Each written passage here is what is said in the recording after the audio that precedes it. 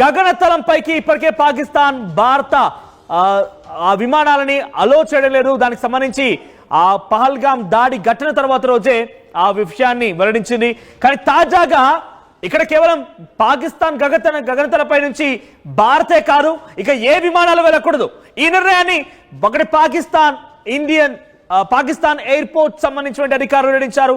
Pak airports అన్ని కూడా ప్రస్తుతం లాహోర్, కరాచీ ఈ యొక్క రెండు ప్రాంతాల్లో, ఈ సిటీస్ లో ప్రముఖంగా ఏ ఒక్క విమానం కూడా వాటి గగనతలంపై నుంచి వెళ్ళడానికి వీల్లేరు.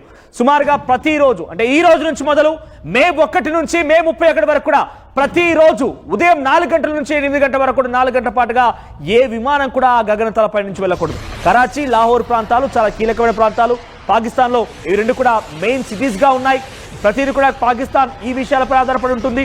అటు ఎయిర్పోర్ట్ విషయంలో లాహోర్ పై ఆధారపడి ఉంటే, పోర్ట్ విషయంలో కరాచీపై ఆధారపడి ఉంది. ఈ రెండు ప్రాంతాల్లో కూడా గగనతలంపై నుంచి ఎటువంటి విమానాలు వెళ్ళకూడదు అని నిర్ణయం తీసుకుందనంటే పాకిస్తాన్ ఎటువంటి ఎమర్జెన్సీ అర్థం చేసుకోండి.